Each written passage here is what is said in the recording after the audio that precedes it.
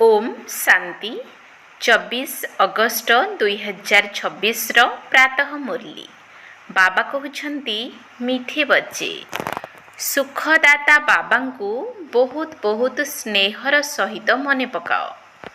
मने न पकाइले स्नेह होई परिबो नाही। सुखदाता बाबा को बहुत बहुत स्नेहर सहित मने पकाओ।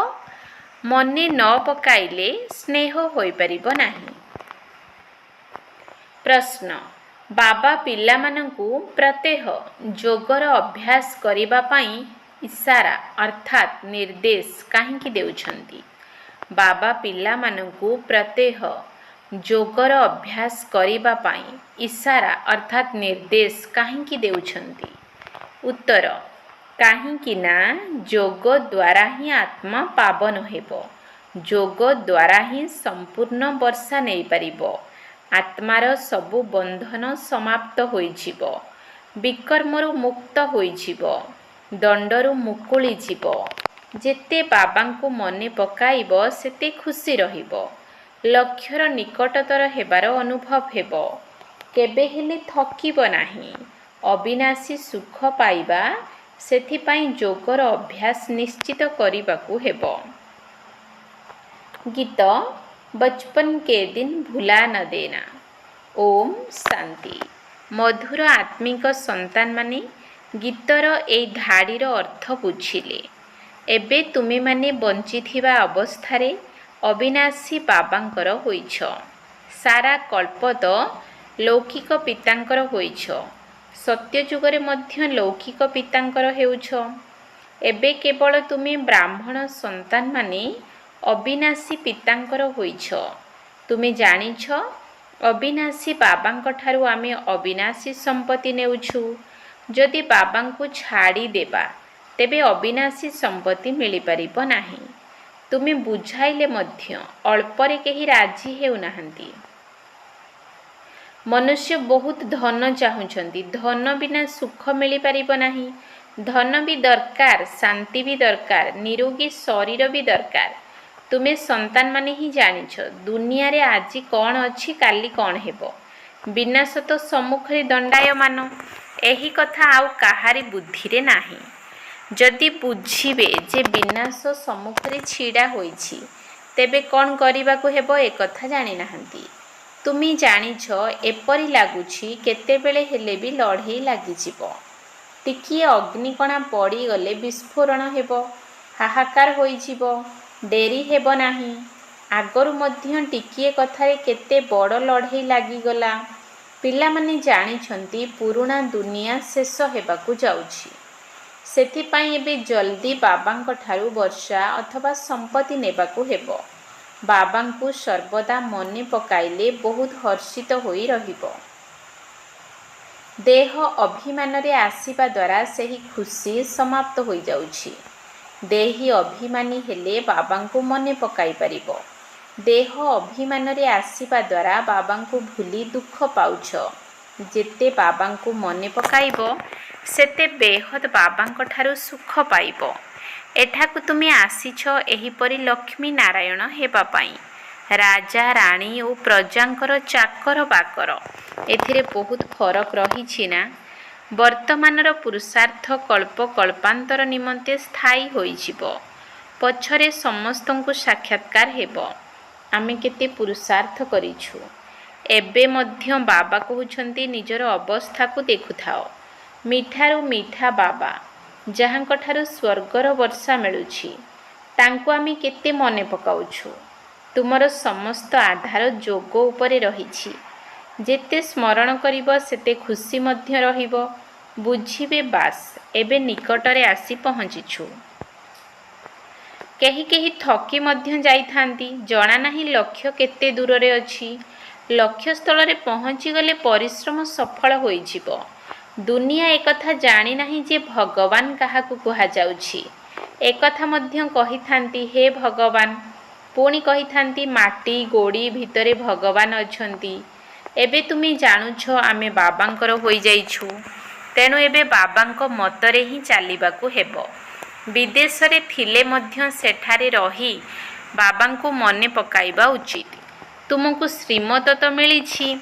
ବାବାଙ୍କୁ ମନେ ନ ପକାଇଲେ ଆତ୍ମା ତମ ପ୍ରଧାନରୁ ସତ ପ୍ରଧାନ ହୋଇପାରିବ ନାହିଁ। ତୁମେ କହୁଛ ବାବା ଆମେ ଆପଣଙ୍କ ଠାରୁ ପୁରା ବର୍ଷା ନେବୁ। ଯେପରି ଆମ ବ୍ରହ୍ମା ବାବା ସ୍ୱର୍ଗର ସମ୍ପତ୍ତି ନେଉଛନ୍ତି, ଆମେ ମଧ୍ୟ ପୁରୁଷାର୍ଥ କରି ତାଙ୍କର ଉତ୍ତରାଧିକାରୀ ନିଶ୍ଚିତ ହେବୁ। ମମ୍ମା ବାବା ରାଜରାଜେଶ୍ୱର ରାଜରାଜେଶ୍ୱରୀ ହେଉଛନ୍ତି, ତେଣୁ ଆମେ ମଧ୍ୟ ହେବୁ। ପରୀକ୍ଷା ତ ସମସ୍ତଙ୍କ ପାଇଁ ଗୋଟିଏ। ତୁମକୁ ବହୁତ ଅଳ୍ପ ଶିଖାଯାଉଛି। କେବଳ ବାବାଙ୍କୁ ମନେ ପକାଅ। ଏହାକୁ କୁହାଯାଉଛି ସହଜ ରାଜଯୋଗର ବଳ। ତୁମେ ବୁଝୁଛ, ଯୋଗ ଦ୍ୱାରା ବହୁତ ଶକ୍ତି ମିଳୁଛି। ଆମେ କୌଣସି ବିକର୍ମ କଲେ ବହୁତ ଦଣ୍ଡ ପାଇବା, ପଦଭ୍ରଷ୍ଟ ହୋଇଯିବ। ଯୋଗରେ ହିଁ ମାୟା ବିଘ୍ନ ପକାଉଛି। ତୁମେ ଜାଣିଛ ଆମେ ପାବନ ଦୁନିଆକୁ ଯାଉଛୁ।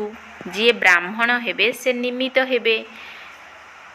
ବ୍ରହ୍ମା ମୁଖ ବଂଶାବଳୀ ବ୍ରାହ୍ମଣ ନ ହେଲେ ତୁମେମାନେ ବାବାଙ୍କ ଠାରୁ ବର୍ଷା ନେଇପାରିବ ନାହିଁ।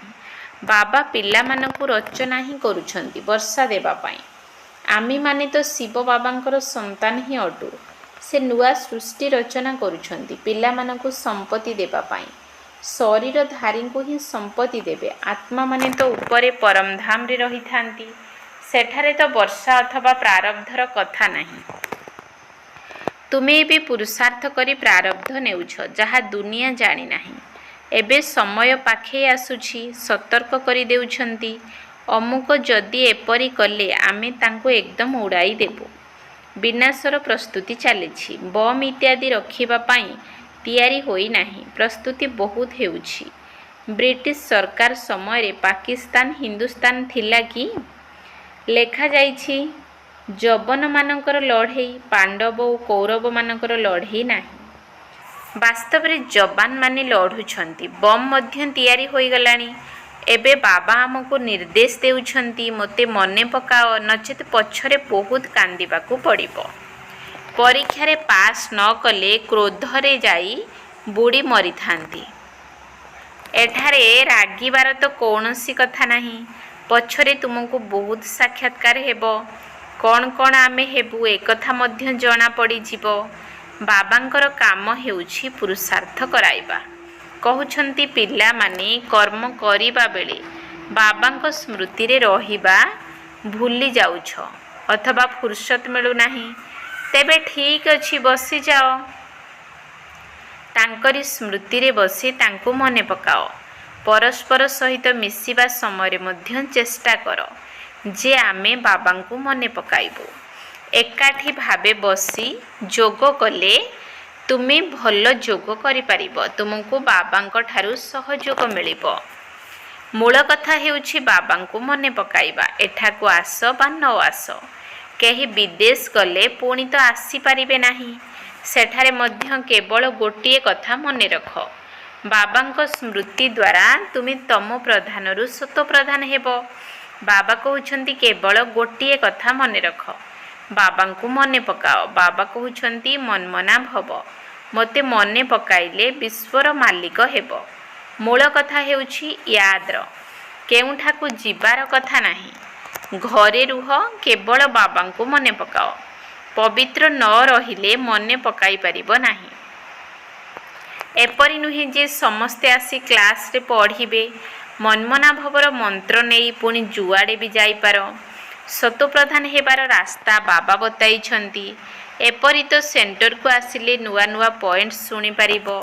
ଯଦି କୌଣସି କାରଣରୁ ଆସିପାରୁନାହଁ, ବର୍ଷା ହେଉଛି ଅଥବା କର୍ଫ୍ୟୁ ବା ସନ୍ଧ୍ୟା ଆଇନ ଜାରି ହେଉଛି, କେହି ବାହାରକୁ ବାହାରି ପାରୁନାହାନ୍ତି, ତେବେ କ'ଣ କରିବ? ବାବା କହୁଛନ୍ତି ଚିନ୍ତା ନାହିଁ। ଯେଉଁଠି ରହିଲେ ବି ତୁମେ ବାବାଙ୍କର ସ୍ମୃତିରେ ରୁହ। ଚାଲି ବୁଲି ସ୍ମରଣ କର। ଅନ୍ୟମାନଙ୍କୁ କୁହ ଯେ ବାବାଙ୍କୁ ସ୍ମରଣ କରିବା ଦ୍ୱାରା ବିକର୍ମ ବିନାଶ ହେବ ଓ ତୁମେ ଦେବତା ହୋଇଯିବ। ଦୁଇଟି ଅକ୍ଷର ହିଁ ରହିଛି। ବାବା କହୁଛନ୍ତି ଏହି ପିଲାଦିନକୁ ଭୁଲି ଯାଅ ନାହିଁ। ଆଜି ହସୁଛ, କାଲି କାନ୍ଦିବାକୁ ପଡ଼ିବ। ଯଦି ବାବାଙ୍କୁ ଭୁଲିଗଲ ତ ବାବାଙ୍କ ଠାରୁ ପୁରା ବର୍ଷା ନେବା ଉଚିତ। ଏପରି ଅନେକ ଅଛନ୍ତି ଯିଏ କହୁଛନ୍ତି ସ୍ୱର୍ଗକୁ ତ ନିଶ୍ଚୟ ଯିବୁ ନା, ପୁଣି ଯାହା ଭାଗ୍ୟରେ ଥିବ। ଏହାକୁ ପୁରୁଷାର୍ଥ କରିବା କୁହାଯିବ ନାହିଁ। ଉଚ୍ଚପଦ ପାଇବା ପାଇଁ ହିଁ ମନୁଷ୍ୟ ପୁରୁଷାର୍ଥ କରିଥାନ୍ତି। ଏବେ ଯେବେ କି ବାବାଙ୍କ ପାଖରୁ ଉଚ୍ଚପଦ ମିଳୁଛି, ତେବେ ଭୁଲ କରିବା ଅନୁଚିତ। ସ୍କୁଲରେ ଯିଏ ନ ପଢ଼ିବେ, ପାଠୁଆଙ୍କ ଆଗରେ ମୁଣ୍ଡ ନୁଆଇବେ। ବାବାଙ୍କୁ ସମ୍ପୂର୍ଣ୍ଣ ଭାବରେ ୟାଦ ନ କଲେ ଯାଇ ପ୍ରଜାଙ୍କର ମଧ୍ୟ ଚାକର ବାକର ହେବେ। ଏଥିରେ କ'ଣ ଖୁସି ହେବା ଉଚିତ? ତେଣୁ ବାବା ବୁଝାଉଛନ୍ତି, ମଧୁର ସନ୍ତାନମାନେ, ସମ୍ମୁଖରେ ଆସି ରିଫ୍ରେଶ ହୋଇଯାଉଛ। ଅନେକ ବନ୍ଧନଯୁକ୍ତ ମାତାମାନେ ଅଛନ୍ତି। ଚିନ୍ତା ନାହିଁ, ଘରେ ବସି ବାବାଙ୍କୁ ସ୍ମରଣ କରି ଚାଲ। ତୁମକୁ କେତେ ସହଜ କରି ବୁଝାଯାଉଛି। ମୃତ୍ୟୁ ସମ୍ମୁଖରେ ଦଣ୍ଡାୟମାନ। ଅଚାନକ ଲଢ଼େଇ ଆରମ୍ଭ ହୋଇଯିବ। ପରସ୍ପରକୁ କହୁଛନ୍ତି, ଟିକିଏ ଗଡ଼ବଡ଼ କଲେ ଆମେ ଏପରି କରିବୁ। ପୂର୍ବରୁ ହିଁ କହିଦେଉଛନ୍ତି। ବମ୍ ରଖିଛନ୍ତି, ତେଣୁ ବହୁତ ଗର୍ବ ରହିଛି।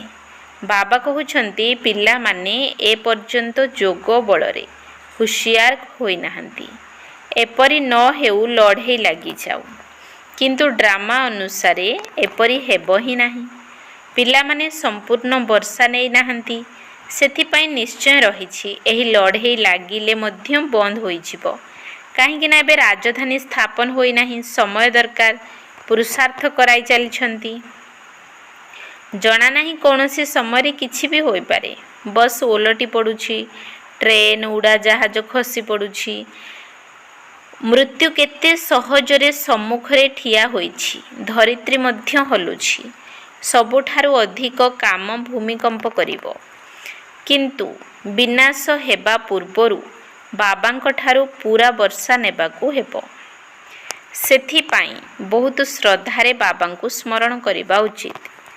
ବାବା ଆପଣଙ୍କ ବ୍ୟତୀତ ଆମର ଦ୍ୱିତୀୟ କେହି ନାହାନ୍ତି। କେବଳ ବାବାଙ୍କୁ ହିଁ ସ୍ମରଣ କରିଚାଲ। କେତେ ସହଜ ରୀତିରେ ବୁଝାଉଛି। ଯେପରି ଛୋଟ ଛୋଟ ପିଲାଙ୍କୁ ବୁଝାଯାଇଥାଏ।